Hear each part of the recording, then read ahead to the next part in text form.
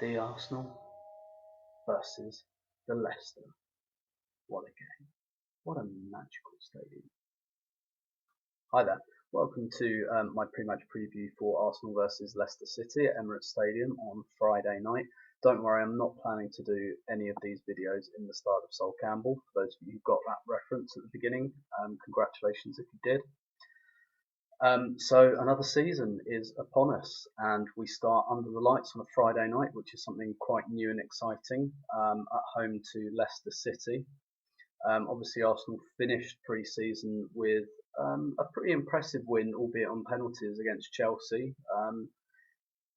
It looked like Arsenal were physically and mentally ready for the season, but then again, there's really a limit to what you can tell from the Community Shield. We beat Chelsea fairly handily 2 years ago at Wembley in the same fixture, and then we turned up for the West Ham game for the first game of the season, and everybody looked like it was their first day back. So I think there's probably a limit to what we can tell from the Chelsea game, but obviously it's better to win and play well than not. As for how we'll line up against Leicester, the team news we have at the moment, it looks like Mesut Ozil and Aaron Ramsey are going to be fit, which is a really big boost, particularly because I think we all know Leicester are going to be quite defensive, quite compact. So having our best creative player and one of our most penetrative midfielders will be a really big boost for us because we're probably going to have to be a bit patient against Leicester, given how they defend in that deep block.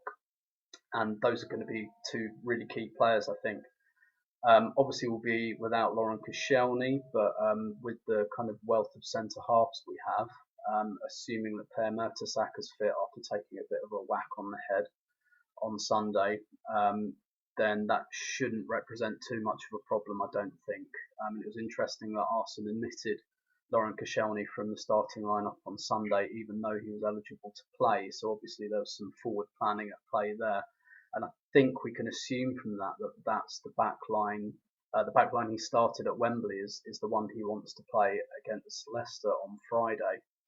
But obviously the most interesting and the most kind of the biggest question really for Arsene Wenger is how he replaces Alexis Sanchez, who won't be fit for the game on Friday night, and going by reports probably won't be fit for Stoke either.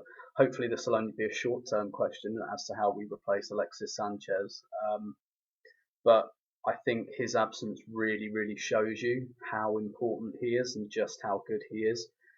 Because the problem he gives you when he's not there is basically he's a creator and he's a goal scorer all in one. And when you look at the potential candidates to replace him, you can either put a goal scorer in like Theo Walcott, or arguably Danny Welbeck, someone who's a finisher, or you put in someone like Alex Iwobi, who's creative but doesn't score many goals. So it's very, very rare, all around the world for someone to be as prolific in providing goals and assists as Alexis Sanchez. And we're going to have to make a choice by playing a player who's really only going to be proficient in one of those two things. At Wembley on Sunday, Arsene went for pace and a bit of power up front. He went for Lacazette with Welbeck and Iwobi behind. And I thought that worked reasonably well. The plan, I think, was reasonably obvious, not so much to play on the break against Chelsea, but to really put pressure on them high up the pitch and try and force turnovers. And once we had forced turnovers, then you've got, Welbeck, Lacazette, Iwobi moving themselves and moving the ball very quickly. Leicester's going to be a very different proposition because I think the chance to make them turn the ball over high up the pitch isn't really going to be there. So that opportunity to try and break quickly in their half is not going to be the same as it was against Chelsea, because they're going to be quite conservative. I think they'll have that back four that will stay rigidly as a back four. I don't think you'll see the fullbacks going forward too much. They'll have two defensive midfielders dropping back in front of them. I don't think either of their wingers will be particularly adventurous, and I think they'll just. I think we know Leicester well enough by now. They'll look to use Jamie Vardy on the break. So it'd be really interesting to see how Arsenal address this problem. Personally, I would really like to see Aaron Ramsey play in one of the two number 10 spots behind the striker, particularly for a game like this, because I think he's really got that forward penetration.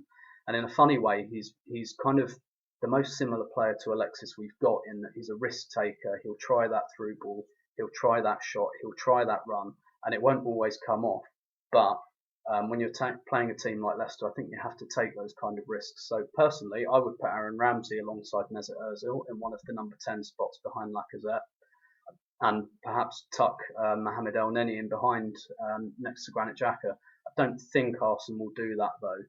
I think he might go for Danny Welbeck, because if he's got Mesut Ozil fit and available, then Alex Iwobi is probably the most natural replacement for Mesut Ozil. With Ozil there, I think he might take Iwobi out and he might go for Danny Welbeck for a bit of pace, someone to perhaps put Leicester's defence under pressure on the ball.